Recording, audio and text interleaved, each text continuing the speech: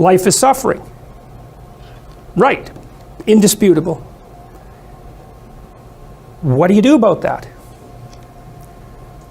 You voluntarily accept it and then strive to overcome the suffering that's a consequence of that.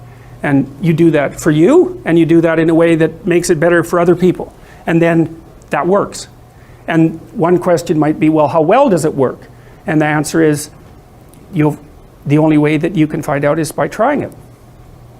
That's it. That's the existential element of it. The proof is to be derived by the incarnation of the attitude in your own life.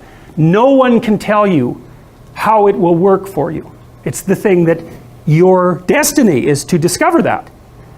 And you have to make the decisions to begin with. It's like, because you can't do this without commitment. You have to commit to it first. That's the act of faith that Kierkegaard was so insistent upon. You have to say, I'm going to act as if being is good. I'm going to act as if truth is the pathway to enlightenment. I'm going to act as if I should pursue the deepest meaning possible in my life. And there's reasons to do none of those. They're real reasons. So it's really a decision. But you can't find out what the consequence of the decision is unless you make the decision. I think the same thing happens when you get married, by the way. Is that if you think you might leave, you're not married. And then you think, well, the marriage didn't succeed. It's like, well, maybe you were never married. Because the rule is, you don't get to leave.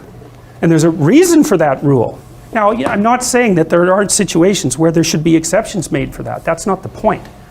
The point is that there's some games you don't get to play unless you're all in. And the other thing that's so interesting about being alive is that you're all in. No matter what you do, you're all in. This is going to kill you. So I think you might as well play the most magnificent game you can while you're waiting. Because do you have anything better to do? Really? Why not pick the best thing possible that you could do? Why not do that? Maybe you could justify your wretched existence to yourself that way. I think you could. That's what it looks like.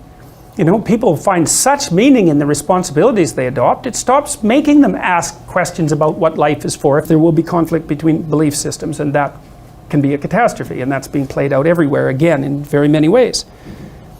What's the solution to that? Well, one possibility is there's no solution. It's just mayhem all the way around. Could be the case. But it seemed to me, as I delved into it, that the proper solution to that was to live properly as an individual. Because you're more powerful than you think. Way more powerful than you think. I mean, God only knows what you are in the final analysis. You're blind to your own weaknesses, but you're also blind to your own strengths. And so then I think, well, if you got your act together, it'd be better for you, and instantly it would be better for your family, assuming they wanted you to get your act together, and not everyone does, and then it would be better for the community. It's like, how far could you take that? If you stopped wasting time, and if you stopped lying, and if you oriented yourself to the highest possible good that you could conceive of, and you committed to that, how much good could you do? Well, I would say, why don't you find out? So that's what I think you should do. You should find out. You don't have anything better to do. And there's nothing in it, as far as I've been able to tell, there's nothing in it but good. So maybe you could sort yourself out so that you wanted nothing but the good. And then maybe you could help make that manifest in the world. And maybe we wouldn't have all these terrible problems then. At least we'd have fewer of them, and that would be a start. So it's the answer to the problem of humanity is the integrity of the individual. That's the answer. And then you think, well, what's the barrier? And the barrier is, are you willing to accept the responsibility? And part of the answer to that is, reduce the damn responsibility until it's tolerable. You don't have to fix everything at once.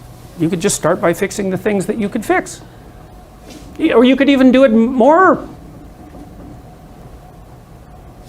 You could do it with even less self-sacrifice. You could start by fixing only the things that you want to fix. God, you can get a massive way that way. So do it. See what happens. That's what you should have been taught in university right from the beginning. It's like, aim at the highest good. Tool yourself into something that can attain it. And go out there and manifest it in the world. And everything that comes your way will be a blessing. And so all you have to do is give up your resentment and your hatred. I know that's a hard thing to give up because you have plenty of reason for it. That's probably a good place to stop.